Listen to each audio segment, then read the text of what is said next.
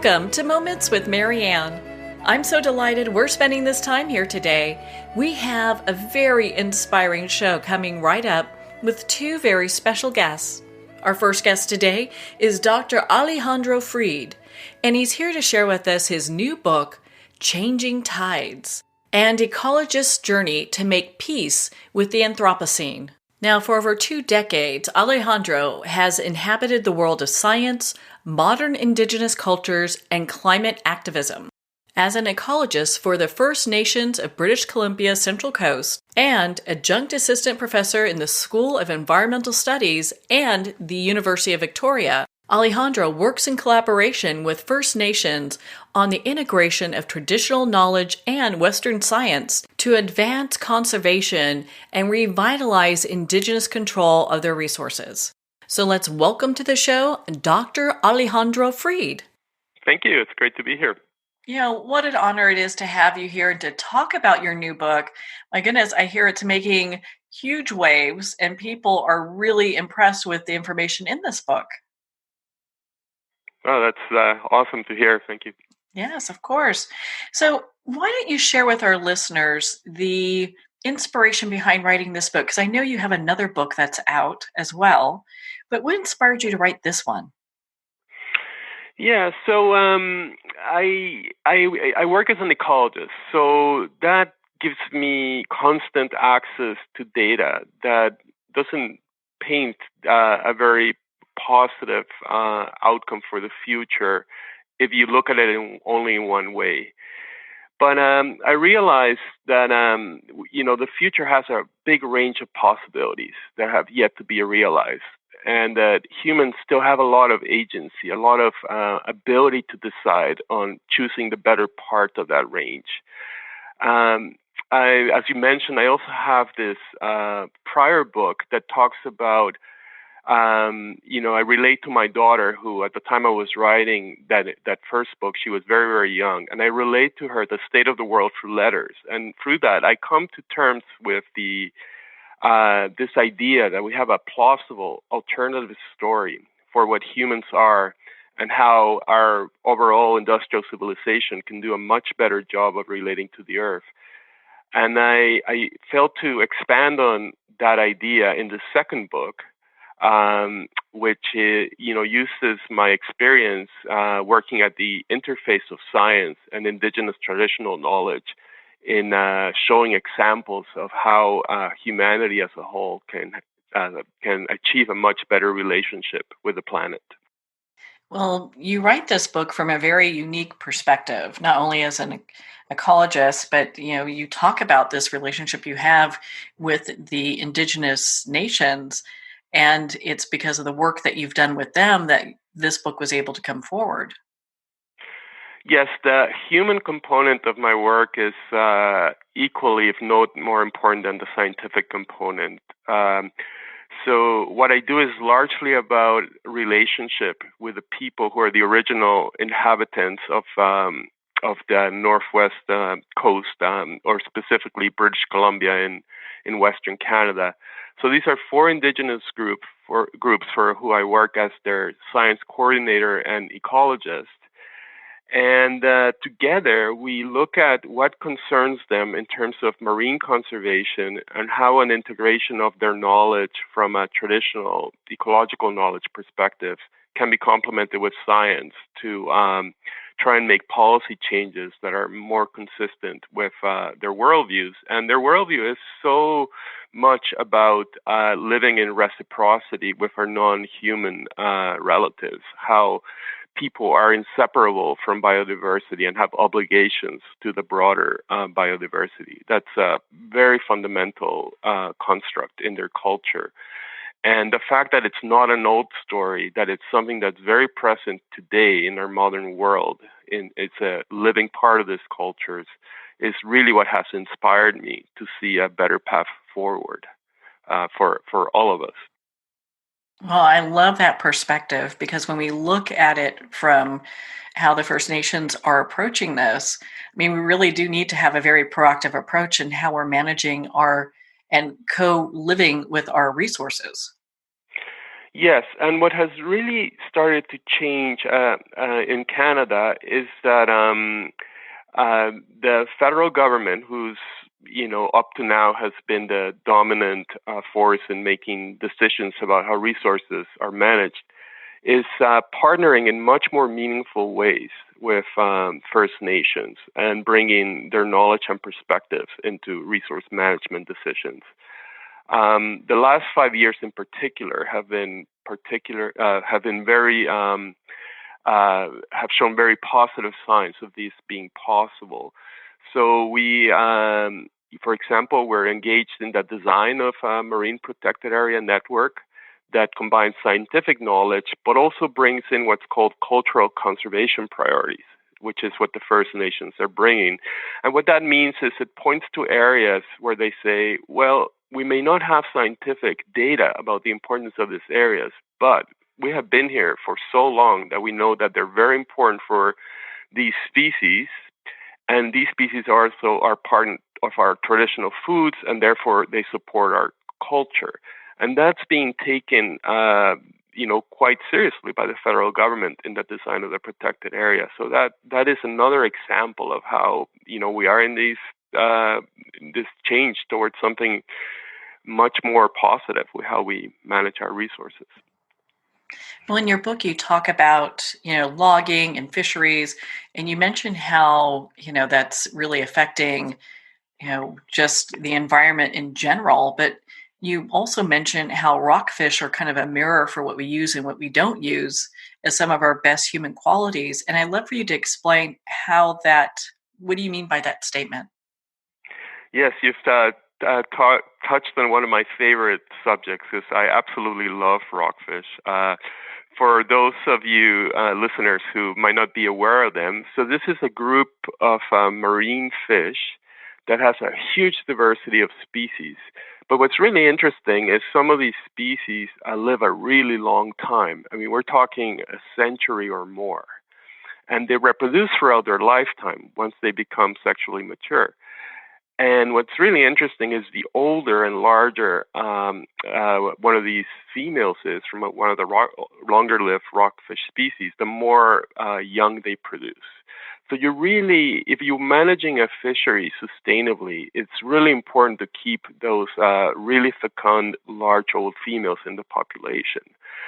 And one of the examples I use in the book to show how traditional practices from indigenous people were aware of this, the need for this, and we became part of how they managed their fishery. Is the example of how, if you look at the archaeological record, the species of rockfish that were targeted over many millennia. In this particular study I described, it's over 2,500 years. They were targeting primarily the shorter-lived species of rockfish that can take fishery exploitation better than the longer-lived species.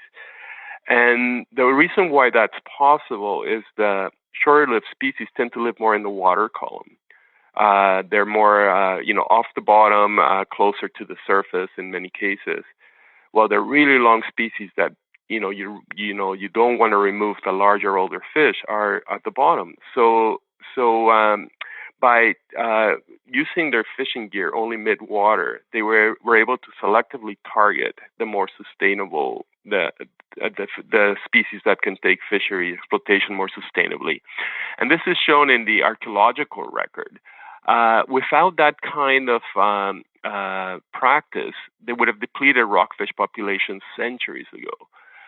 But they chose not to do that. They had very large population densities, the original inhabitants of British Columbia, and they had very sophisticated technology. So it really required intentionality to not overexploit rockfish. And they are so sensitive to exploitation that's why I call them a mirror for the human capacity to conserve or not. I love that story because it's so amazing when you look at that, just the longevity of the fish itself and the awareness that goes into, like, what are we doing for the environment? Is this the best thing that we could be doing? Or should we look at, maybe if we're looking at harvesting some of the younger fish, do that, so it's very interesting how that all comes together. And just to give you a little of contrast, when modern fisheries for rockfish began to expand in the 1970s and 1980s, they immediately started removing all the large, older fish from the long-lived species and basically collapsed a lot of these stocks within a period of about 20 years. And right now, basically in about 20 years, they did millennia of sustainability. So now we're, in the aftermath of that, we're trying to work together to rebuild those populations. That's just astounding. My goodness. I know in your book you talk about how, humans, we have really excelled in our capacity to be this geological force. And I'd love for you to kind of dive into that for our listeners and what you mean by that.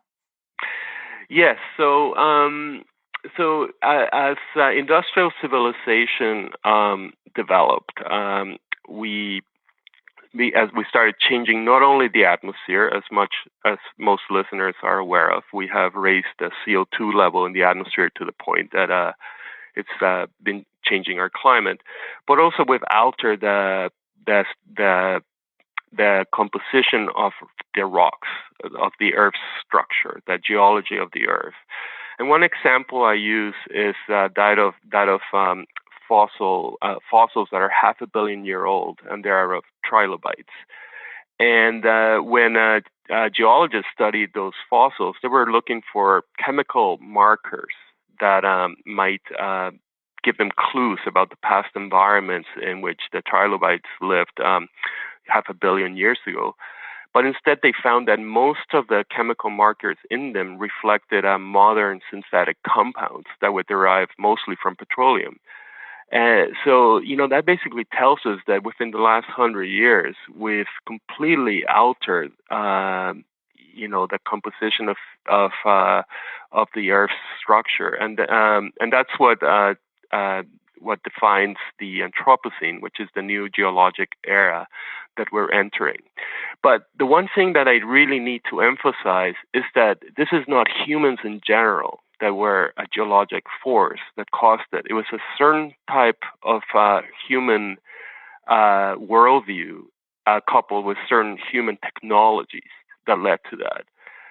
Now, there's nothing ingrained about us humans that determine that assess we must do this. We must be a geologic force, and that's where I bring the contrast of this alternative way that humans can be.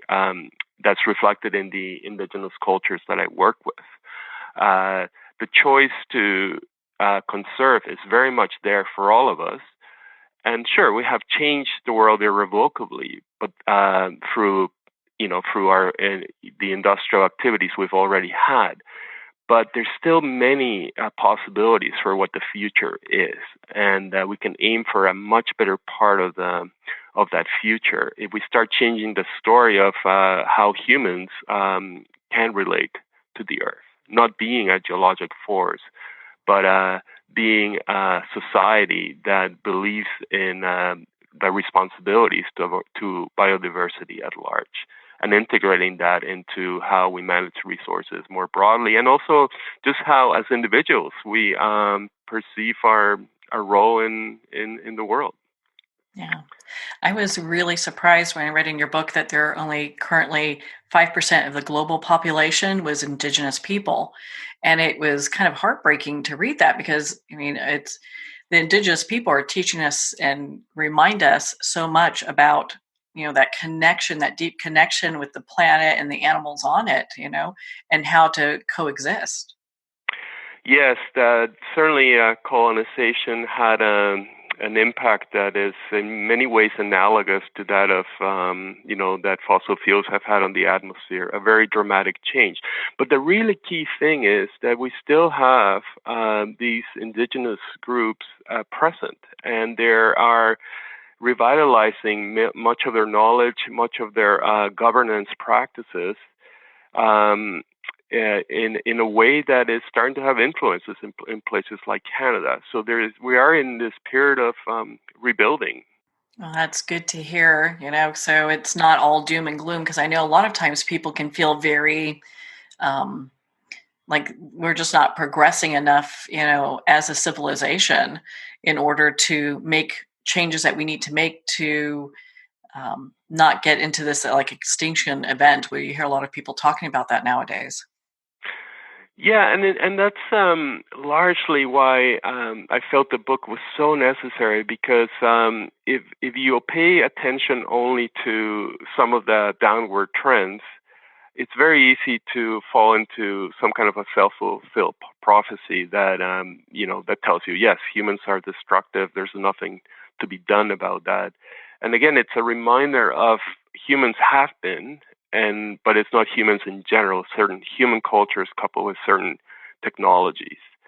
Now that if we spread awareness of this broadly, and take away that self-fulfilled doom and gloom aspect of how we see ourselves, and create a new story about what humans can be. And it's not a story that we're starting from scratch. It's a story that's reflected on the these indigenous cultures that I'm lucky to be working with, and others as well in other parts of the world. I'm sure, because you have this rare view into just how this all comes together. When you've been doing your research, not just for this book, but just during your life, doing what you do, was there something that kind of really hit home for you that most people don't hear about? Well, one example that in a way it's a simple example, but really encapsulates the attitude that's inherent to these cultures is one time I was out studying the fishery for halibut, which the traditional fishery. So I was on a boat with a person called Charlie Mason, and he's a very important hereditary chief of the Kitasoo First Nation. And he's an extremely generous person. I mean, once he realizes that you have an open heart and an open mind, he just loves sharing his story and his knowledge. So I was spending all day with him, setting up long lines to fish for halibut. And so Charlie is known as one of the people who provides traditional food to his community. So he's not just fishing for himself, but he's fishing to bring back traditional foods and distribute it to everybody in his community. And so we set up a long line, and when later on we're picking it up, and I'm pulling it up. We don't have a hauler; it's in a really small boat. It's raining like crazy. It's not much above freezing, and with halibut are coming in, and he says, "Okay, young man, step aside." And I'm like, Charlie, I'm a little younger than you. I'm looking at this 70-plus-year-old man telling me to give him the line so he can haul it up. And he said, I may be an important hereditary chief, but I'm not a king. So I step over and I was like, okay, I can go with that. And then later, after we had hauled about 50 halibut, he tells me that one of his uncles had taught him in the past that if he made an infusion from devil's club bark, and devil's club's an important plant of the rainforest in that part of the world, and he soaked the fishing gear in devil's club, then he would have a much higher catch rate. And that the last time that he did that, he basically got about 3 times more halibut than we had that time. And I'm like, Charlie, how come we're not doing that now? And he said, well, if you do that, we get way more than what we need. And that simple statement, he did not want to get more than what was required, is so reflective of these cultures. And that very simple lesson is what needs to pervade our broader society. Taking what we need, focusing on what's left behind rather than how much we can take.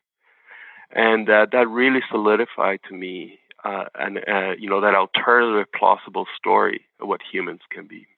Oh, yeah, without a doubt. I mean, what a deep respect for the planet and the creatures that we are here with, when we look at this, I mean, is there a way that we can become more mindful, respectful of Indigenous laws or belief systems so that we can be more in alignment with that? Yeah, that's a great question, and I've been giving it some thought how people in different parts of the world might be able to do that. So with the book, what I'm doing right now is raising awareness that these indigenous laws exist in the part of the world that I work in, but there certainly are parallel traditions in many other parts of the world. So really, the place to start is to create a dialogue with the indigenous peoples that are in the part of the world that you live. At this stage, it might not be obvious how, but a lot of these people are writers that are putting out their own perspectives. Robin Wall Kimmerer is an example of an indigenous writer who I think has been very influential in beginning to bring parts of this alternative story about how humans can relate to the earth. So starting with reading these writers is I think really important, and I'd love to see curriculums everywhere in schools begin to bring very much more meaningful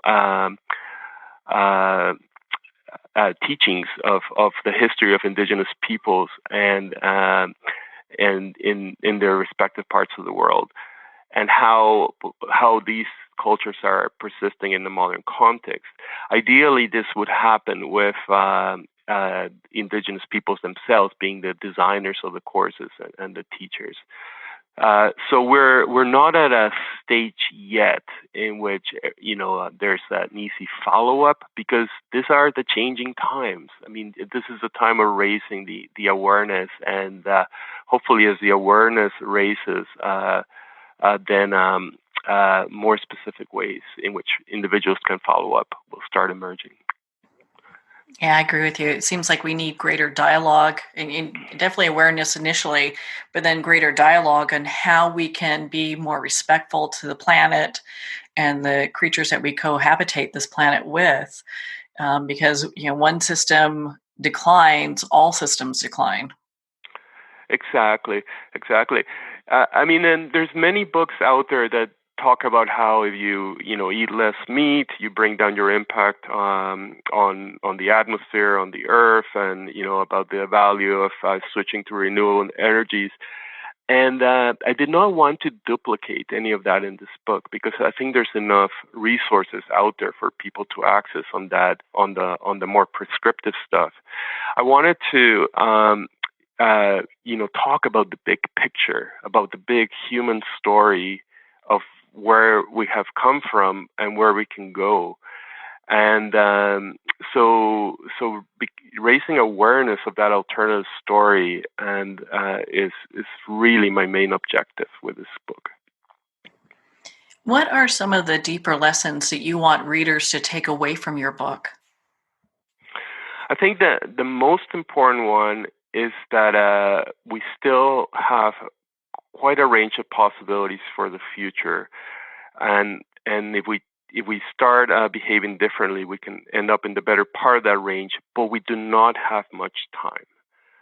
In terms of switching out of our fossil fuel economy into one that doesn't keep altering the atmosphere, ideally we're doing this in 10 years or less. Less is doing it sooner is much better than later. For that to happen, we need a big change in our political leadership, and people in democracies elect their leaders. So I'm hoping that in raising the awareness for the issues that I talk about in the book, some people will become more inspired to become politically active and choose those other leaders that they can see the need to shift our economies in ways that are much more sustainable. And so and the other one is, as we've been talking about, is becoming aware if you're of who the original peoples of the land where you live are, and looking at the possibilities of dialogue with them. Well, it's interesting because when we look at, and I learned this from your book, so correct me if I get this wrong, but if we look at the ecological resilience of some species and how that interplays with indigenous cultures, they're both hand in hand. So if we have one that is not as resilient, we talk about basically about the rockfish. If something happens and that that ecological system falls, then what happens to our indigenous cultures as well? That's right. But so resilience is something that's inherent to these cultures as well. And what I mean by that is if say the rockfish were to disappear, it would be a terrible shock. It's a very important traditional food, and there would be a big loss. But they have other important traditional foods. Now, it doesn't mean that rockfish are expendable, but while suffering the loss, they would still have other foods like herring and Dungeness crab, salmon, that are important to them. But I do want to use this as a segue into the broader topic of ecological resilience, which is very much part of the book. And so to let me use the metaphor of a bowl inside a cup to describe ecological resilience. So the cup is the range of shocks that an ecosystem can take. And by shocks, I mean climate warming, logging, fisheries. And then there's the bowl inside the cup that's the state of the ecosystem at any one point. So if it's at the bottom, it's where the ecosystem is most stable. But that rarely happens. Most of the time, there's fire, or after humans came into the picture, there's logging, and the ball is getting thrown all over inside the cup, getting near the edge. But as long as the range of shocks doesn't push it out of the cup, the ecosystem maintains its overall integrity. What we're trying to avoid is to have that ball be thrown out of the cup and land into something completely different from which the ecosystem does not recover. That is ecological resilience, staying within the cup. And that's largely where I see our future lies. It's in it's in managing the combination of stressors that we can, so that ball that describes the state of the ecosystem doesn't get thrown out of the cup. And one concrete example of that is if we have fisheries and we have ocean warming affecting many species, including rockfish. At this stage, there's so much momentum in the climate system that the warming will continue for a long, long time. But so it's hard to do something specific about that. What we can start controlling right now is protecting certain populations from any fisheries, and those that do get fished, doing it much more conservatively. And that reduces the combined synergistic effects of ocean warming and fisheries, and gives the chance for the bowl that defines the state of that fish community to stay within the cup. And this applies also to indigenous cultures. I mean, if something very sad like the loss of rockfish was to happen, I think that would push that ball that describes the state of indigenous cultures closer towards the edge of the cup. So in that case, we really have to focus on maintaining the other traditional foods available. So that, because if all the traditional foods get lost, then they might start losing resilience, and from a cultural perspective. Well, I'm so glad that you elaborated on that and added to that, because I think it's such a discussion that we need to have now and look at what we can do to make impactful changes today. And of course, picking up a copy of Changing Tides is a place to start. Alejandro, where can people connect with you and learn more about your books and become part of your community? Well, I have a website that describes some of my research. The best way to find it is to search for my name, and that will give people examples of some of the research I do. And otherwise, I mean, the book should be available through your local independent bookstores. It's available through the publisher, New Society Publishers. And They have it everywhere, that books are sold. Well, Alejandro, thank you so much for taking the time to be on the show with us here today. Thank you. It's a real pleasure. Well, Alejandro, it's been such an honor to spend this time with you and, of course, to talk about your new book, Changing Tides. Changing Tides is available at Amazon, Barnes & Noble, and all indie retailers. Well, on that note, we're going to pause here for a quick break. You've been listening to Moments with Marianne. We'll be right back after these messages.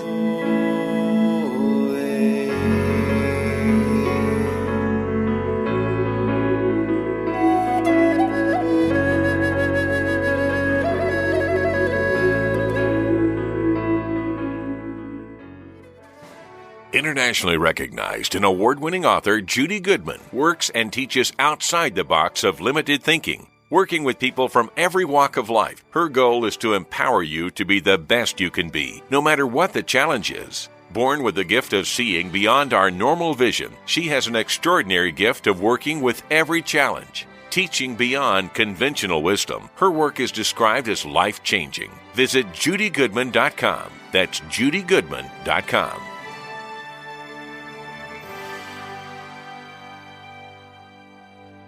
There comes a moment when you realize you're somewhere special, when you discover that each beautiful creature that you see has been rescued from a life of absolute horror and brought to this incredibly free place. Here's where their lives were forever changed and where yours will as well.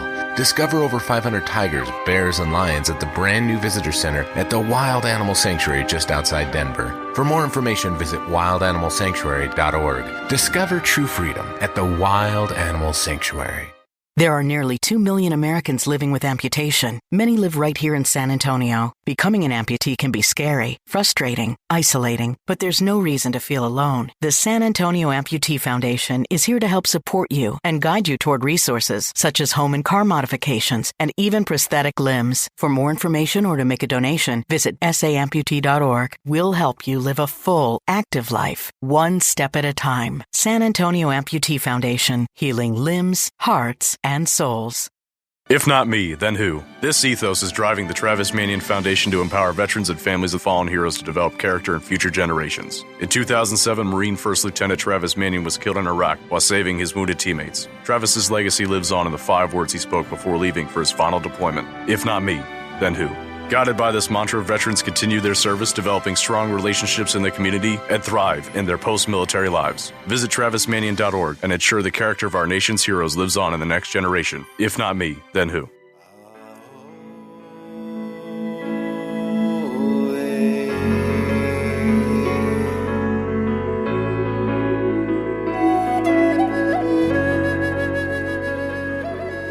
Welcome back to Moments with Marianne. You know, today's show is all about the earth and the impact we make on it. I am so excited to be introducing our next special guest today. So Mary McNerney is here today to share with us her new book, Earth Speaks Up, Dynamic New Perspective on Earth and Your Role Here. Now, Mary earned her law degree from Georgetown University and had a fellowship with the UN Commission on International Trade Law, and then worked many years as a corporate and international lawyer in Boston and Prague. It was not her plan to write this book, and she never imagined that the spirit of the earth would one day clearly and shockingly speak to her. So let's welcome to the show, Mary McNerney. Marianne, it's great to be here with you and to have the opportunity to share the wonderful information in this book with you and your listeners. So I'm just so pleased to be able to talk about it with y'all. You know, what an honor it is to spend this time with you. I felt like your book was groundbreaking when it comes to how to connect and our perspective with the earth. And I have to ask you, what inspired you to write this book? Well, I have to tell you, Marianne, writing this book was not on my radar screen at all. I guess I was always connected to nature. I grew up on a farm in Ohio, a wonderful farm, but I followed the traditional path most of us do, going off to college, and then I went on to law school and had a long career as a corporate lawyer in Boston and in Prague. Pretty well ensconced in paperwork and left brain, is that our logic, rational mind, our logical, rational way of operating in the world. Doing contracts and managing business logistics and negotiations.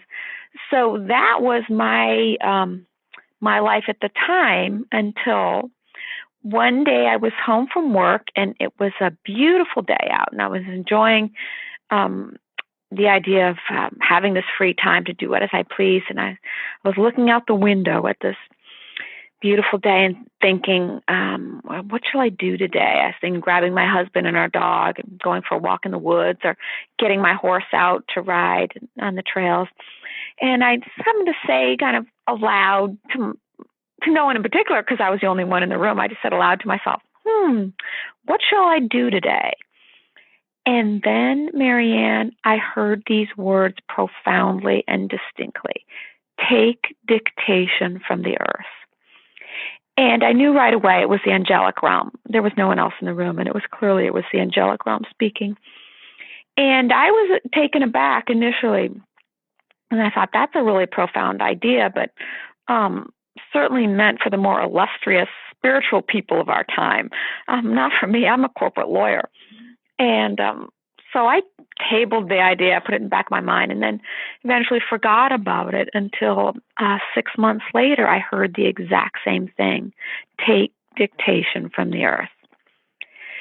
And so this time I thought I would give it a try. I had no idea what to do or what I was supposed to do, but I took a pen and paper in hand and went out and sat on the edge of the woods in our backyard and just sat there. I don't know. And then all of a sudden, the dictation started coming. And initially, it was hard for my hand and my mind to keep up with the words, because we're working on a different frequency when we connect with the angelic realm. And this was all new to me. And so the dictation came that day, and I continued doing it over the ensuing months and years. And that's what what came forth with this book. And it was clear to me from the outset they were dictating a book to me. And the they was our planet Earth, who is a conscious, sentient, and communicating being, eager to engage with each one of us. And also the speakers were from the angelic realm also, who came in support of Earth's communication with us. And these speakers came across to me as a group of very wise, serious professors. That's the tone, the sense I had when they spoke. So it was a communications from the earth and from the angelic realm supporting the earth, bringing forth information for us, for humanity, on how we need to learn to see Earth in a new way and how we need to begin to recognize what our own individual role is here. So that's in a nutshell how it came forth for me. And I like sharing that story because I realized this is an innate capability we all have. It's not just me. I'm no special nature guru. It was shown to me that this is an innate ability we all have, and we all can begin listening and attuning to Earth in this way and working together with her in an amazing new way on the energetic level. How beautiful is that? Now, before that happened, had you heard from the angelic realm before? I guess I was attuned to that. I grew up in a family who was very aware of the multidimensional reality of our world, and who was aware of the nature spirits around us and the angelic realm around us, but I'd never connected with the earth in this way or taken dictation in this way. I had a general awareness and openness to the angelic realm, but hadn't encountered it in this deep and an expansive way. But then again, I was shown this is something we all are being asked to awaken to, and we all are able to do this. We've just become sort of separated from our ability, divorced from it by humanity's gotten sort of distracted by our material world and forgotten or neglected our connection to the angelic realm and to the real multidimensional world we live in.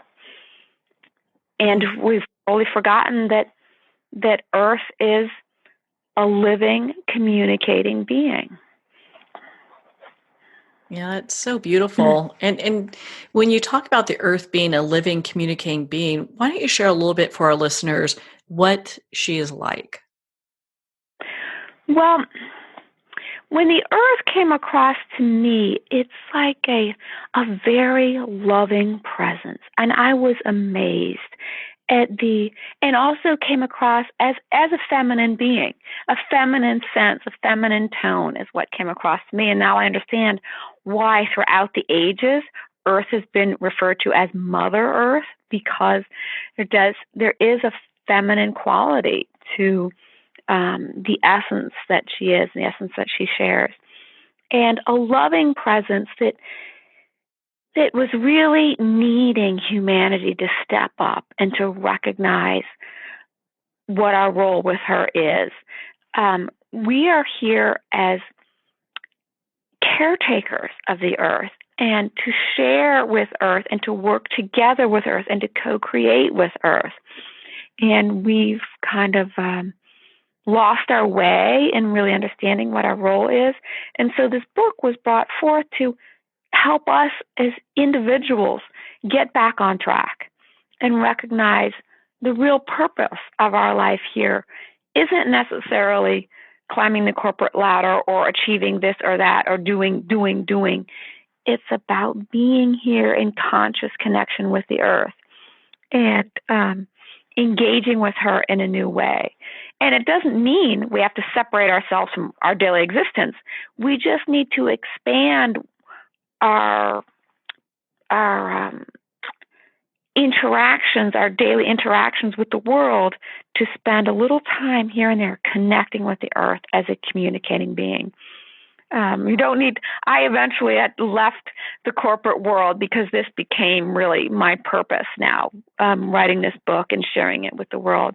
But this book is something that anyone can, in the information here, anyone can incorporate easily into their daily life. It doesn't mean you have to leave your career track or whatever else you're engaged with in your daily life. It just means it's just an opportunity to share and expand, share in being in the world in a new way, and expand the way you're interacting with the planet, which benefits her and benefits each one of us too. It's a real togetherness we can bring into our lives with the planet.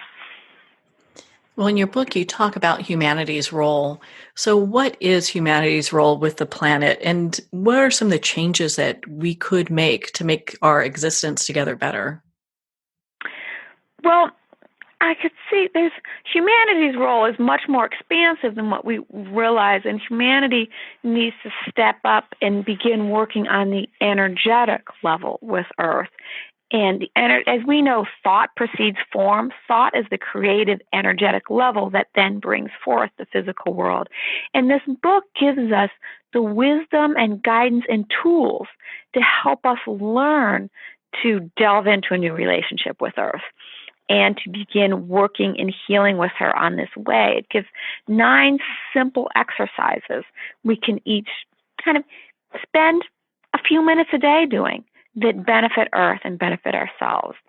And I'd like to step back and look at it a little more expansively. I see now in our world with so much of our energy, or a lot of energy around the world, is going into the climate justice movement and activists and protests and rallies against climate change and protests to get somebody to do something, get big government to do something about climate change, get corporations or scientists to do something to help the planet with these circumstances we're in now with climate change. And we have a lot of protest energy and fight energy trying to push somebody, the government, somebody to do something.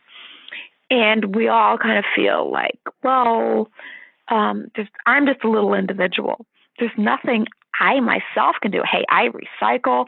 I try and conserve electricity. I ride my bike when I can instead of a car, whatever. That's all I can do. We all feel there's nothing more we as individuals can do. But the fact of the matter is there's a heck of a lot we can do individually. We just need to see there's another path beyond. Instead of the protest and the fight energy, there's a path where we can follow to bring forth our creative energy in a positive way, to engage with Earth and work together with Earth in the co-creative way that's set forth for us in this book, that Earth and the angelic realm are showing us in this book. And it's a whole new direction to begin to attune to Earth energetically, and then simple exercises to begin to be able to work with Earth on the energetic level, which nourishes her and helps bring her into balance, and in so doing helps bring us into balance. Because my sense is the whole climate issue that's arising now and that we're faced with now is because the planet's been pushed out of balance largely by human activity. And it's gotten to the point she can't do it alone anymore. She needs us to join together with her to help bring about the healing and the balance that is needed for the planet and for ourselves.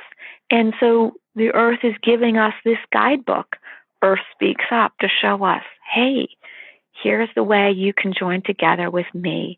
Here's the way you can join together with me in a loving, creative way. And the sense I get from her is that she so loves humanity and so loves all of nature, everything that's created and brought forth through her body, and she needs and wants so much to communicate with us and engage with us in a new way and show us, hey, I'm here. Connect with me. Work together with me. And here's the pathway to help you do that, to help you join up with me.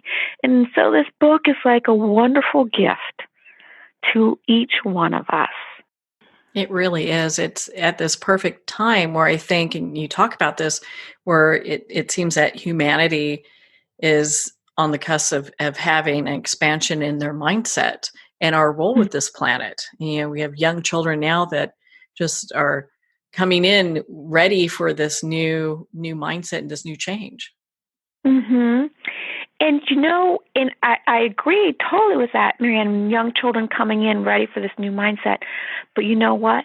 The fact of the matter is we are all here now, and we are all ready for this new mindset. That's why we're here now, because we're all ready for this. And the Earth is offering this pathway to all of us. It's not like the young children coming in now have any more special gifts than the rest of us. We all have it. It's just gotten kind of tamped down in our system, our innate ability to connect with the angelic realm and to attune to Earth and to connect with the living essence, which is all of nature around us. We came in with that. We all came in with that. But kind of through our educational system and the way our world is now, we get separated from that ability. That got lost and suppressed and forgotten. But we all have it. It just needs to be reawakened. And once we start working with it, kind of the doors open and it flows, and it becomes much easier for us to engage with Earth and engage with nature and the angels in this way. So it's not something special that others have. It's something special we each have. We just need to remember to and learn to step into it, to use it, to develop this ability, to work with it.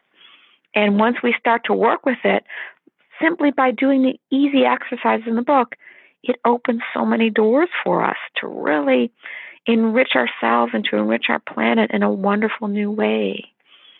So I just am so eager to be able to share the information in this book with your listeners and everyone beyond, because it can change so much for ourselves and our planet and bring so much enrichment and joy and an unfolding of so much of our own potential as humans. I feel this book that was given to us will open us all up, as well as our planet, to a wonderful and profound deepening of our relationship and a wonderful and profound healing of ourselves and our planet Earth. That is so beautiful. And for our listeners that are wanting to make this change and create this new relationship, do they do the same thing that you did, which is basically sit in nature and listen? Well, no, it's actually much easier than what I did, because I didn't have a guidebook showing me what to do. I was like, what the heck am I doing? But this book makes it much easier. And the simple exercises that kind of show us how to attune, how to settle, how to listen. And the interesting thing is, Marianne, is that we don't have to do this out in nature. You can do it anywhere. You can do it sitting on the couch at your house. You can do it in your office. You can do it in your car when you're stuck in traffic. It doesn't matter. You can do it anywhere, because Earth's energetic field and Earth's consciousness is so expansive. I mean, it's huge that we can connect and engage with her anywhere. It might be easier for us individually as we start to kind of go and settle in and sit on the out in nature, or sit under a tree. That might be easier for us as individuals to start that way. But that's not a prerequisite at all, because Earth consciousness is ready to engage with us from wherever we are. It's so expansive. Yeah, and that's so encouraging, because you get some people that maybe live in a concrete jungle and they don't have a whole lot of nature around. So being able to have that connection doesn't necessarily mean that you have to be out hugging a tree. Oh, absolutely not. No, absolutely not. Because Earth's presence, Earth's consciousness is everywhere. And you think of Earth's atmosphere, which is her energetic field, is like, I don't know, miles, goes for miles beyond the Earth. So, yeah, you can be in a skyscraper building in the middle of New York City and still easily connect with Earth. It doesn't matter where you are. And Earth is really ready to engage with you now. And the wonderful thing is, once we each start connecting with her in this way and doing these simple exercises, it has a ripple effect.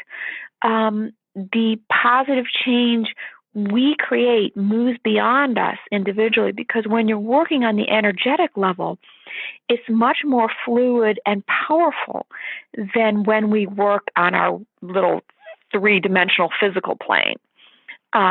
So this engaging in these exercises with Earth, even though it's only me doing it or you doing it or a few of us doing it, it has an effect beyond ourselves. And that's the wonderful thing. We can make a difference. We individually can make a difference. We don't have to put our energy into taking the bus down to protest in Washington, D.C. for a climate justice rally. Yeah, that's great to do. But something even more powerful is to start engaging with Earth on the energetic level and attuning to Earth, and not restricting ourselves to just doing things in our physical level. Yeah, without a doubt. You mentioned earlier that, there's many ancient connections and things that we've forgotten when it comes to our communication with the earth. Tomorrow, and I'm so glad we're having this discussion today, because tomorrow's winter solstice, it's December 21st. So how do we use the solstice to benefit our communication and our working relationship and our new relationship with the earth? Oh, I'm so glad you mentioned that, Marianne, that with the solstice coming up, because in the book, there's a chapter, and they do the Earth and the angelic realm speak to us about the importance of the solstice, these solstice times, and it's a great time to begin your work together with Earth on the solstice, because when we connect and attune to the Earth on the solstice, and also the solstice energy, it is clear and open for 3 days before that moment of solstice and 3 days after. So that whole window there is a very powerful time for us to connect and engage with Earth at the solstice time, and to set forth our vibrations, our positive vibrations for the planet, because of the nature of the cosmic connection and what's going on with the cosmos at this time of solstice and with the Earth, there becomes, I guess I'd say, a more expansive channel for the positive energy we may put forth to be taken up and given forth, brought forth into creation, into the Earth, and into the cosmos. It's a really unique and powerful time for us to work on the energetic level with Earth, on the positive level, on the loving level, on the engaging level. And maybe at this solstice, to set forth our intention, just to even say to Earth, you don't even really have to be feeling any connection, but to bring your attention into Earth, to feel your energy sink into Earth, and your attention and your energy sink into her, and to say, Earth, I'm here. I hear you. I am stepping up to engage with you and work together with you. And when you simply bring your attention forth in that way, especially at solstice, it will create a positive vibration going from you to the Earth. And then even if you have the book and can do one of the simple exercises, the exercises they give, you can even do for 5 minutes. It doesn't require a big time commitment. But the more you do it, like anything, the better, the more effective it is. But to do some of these exercises at solstice, or if you don't have the book now, just bring your intent into Earth in this loving way. Bring your attention, your attunement to her, because she'll feel it and she'll recognize, oh, humanity is hearing me. Humanity is desiring to engage with me. And at solstice, I know it'll have a wonderful ripple effect. So I'm glad you brought that up, Marianne, about the importance of solstice. And the thing is, ancient societies knew this and worked with Earth very consciously at the time of solstice. It was a special time where they engaged with Earth. And our modern society has forgotten that. And we're now, again, being asked to remember, step back into your role as caretakers and co-creators with planet Earth. Mm-hmm. Yeah, it seems that there's this reawakening to this ancient knowledge, where before maybe, we just got so industrialized that we forgot this deep, loving connection that the planet has with us. Mm-hmm. Yeah, I think so. We've just gotten distracted by the material world. The material world is great and fun, and nothing wrong with our three-dimensional material world, but we've kind of divorced ourselves from the other aspect of our world, which is this multidimensional and this consciousness, which is Earth. It's sort of like, now I see it, where the way we are with Earth is sort of like these two strangers passing in the night. It's like where we are now, you're walking down the sidewalk and you pass a stranger coming the other way. You're aware of them, but there's no connection, there's no engagement. You just walk on by. But then then further down the sidewalk, maybe you happen to encounter a dear old friend, someone you hadn't seen in a while or engaged with in a while, and you're so happy to see each other, and you hug and you embrace and you talk and you engage, and there's a sharing of emotion and vibration and energy, and it's just wonderful. And so and then even though you two may continue on your separate ways down the sidewalk, this wonderful engagement you've shared has fed and buoyed you both throughout your day.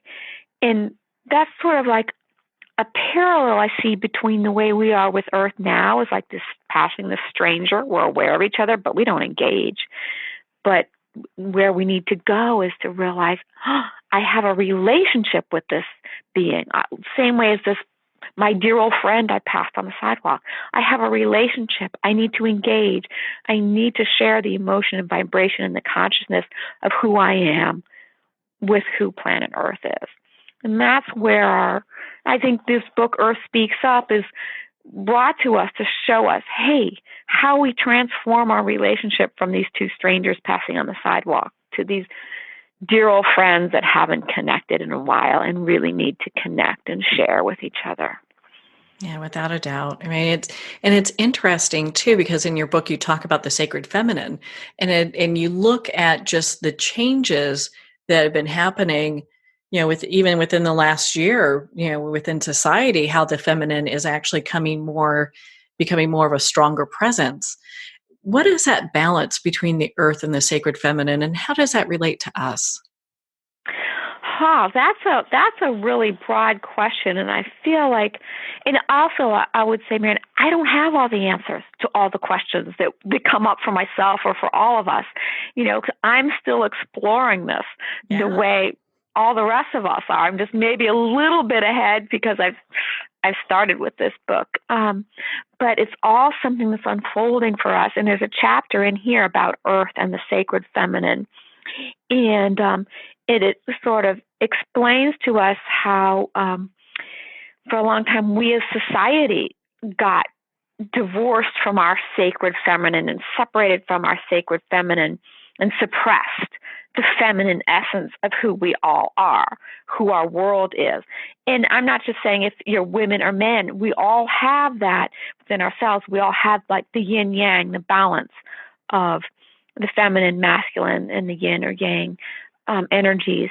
But the feminine essence of ourselves and of our society was suppressed and came out of balance. And that had a corollary to, probably started occurring at the same time, we separated ourselves from recognizing the sacredness and majesty and essence of our planet. We suppressed it, the divine feminine, the sacred feminine of who our planet is, as we suppress the feminine essence of our society and ourselves. And all this now is coming forth into awakening as we step into recognizing and creating a balance and equality between the masculine and feminine in our society. And we're also, it's probably all tied into recognizing and honoring the sacred feminine, which is our planet too. And so I think it's probably, all one and the same. Society's being asked to, is recognizing, hey, there's something we've been neglecting and suppressing, the feminine aspect of society, the feminine aspect of and creative aspect of ourselves, which is, what is the feminine but the real creative energy of ourselves? We've neglected and suppressed that in society and ourselves, and at the same time, it's a corollary to how we've neglected and disregarded the essence of who our planet is. And now it's all being asked to come forth and see everything in a new way, our society and our planet and ourselves. Yeah, this time really is begging for us to make these needed changes, and many people realize that. It's like you can't get, these one-use, plastic bags and throw them away, and they take 1,000 years to, disintegrate in a landfill, and then they make the area toxic.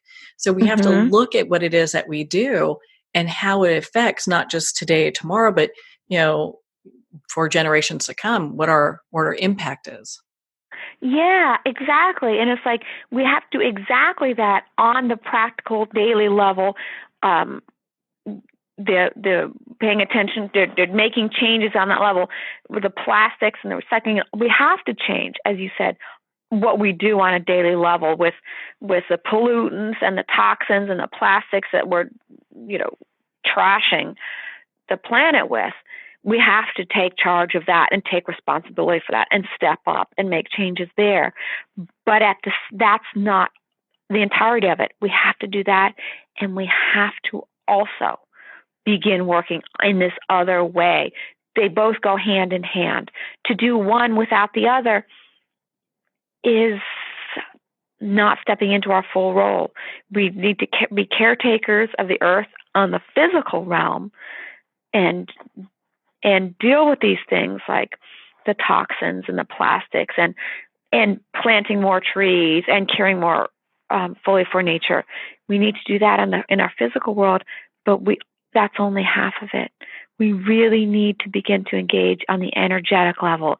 And engaging on the energetic level and co-creating with earth on the energetic level will then support and facilitate the changes that we need to make and the healing we need to bring about on the physical level.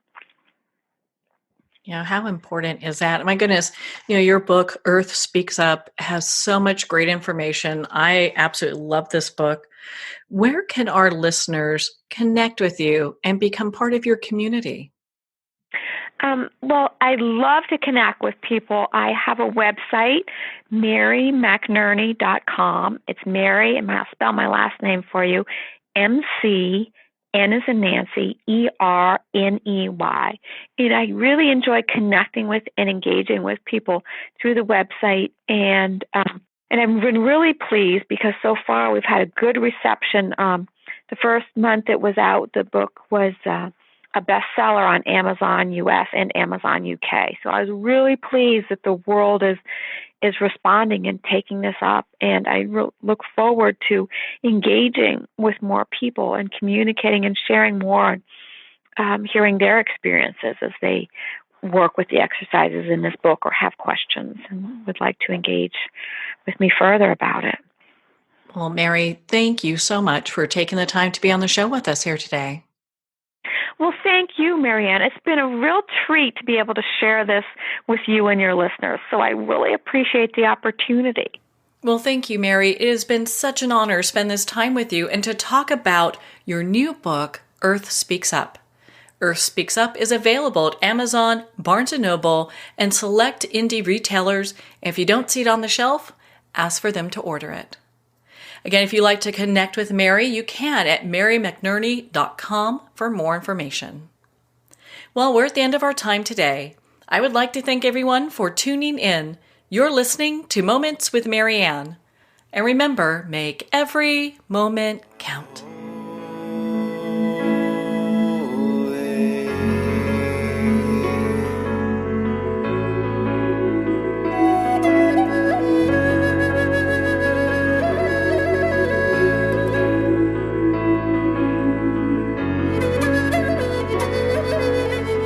In a single moment, your life can change. Moments with Marianne is a transformative hour that covers an endless array of topics with the best of the best. Her guests are leaders in their fields, ranging from inspirational authors, top industry leaders, and business and spiritual entrepreneurs. Each guest is gifted and a true visionary, a recognized leader in her own work, and while teaching others to develop, refocus, and grow, Marianne will bring the best guest and sometimes a special surprise. Don't miss this. You never know just which moment will change your life forever. Moments with Marianne airs every Sunday, Monday, Thursday, and Friday at 8 p.m. Eastern and 5 p.m. Pacific Time. Make sure to tune in and visit momentswithmarianne.com for more information.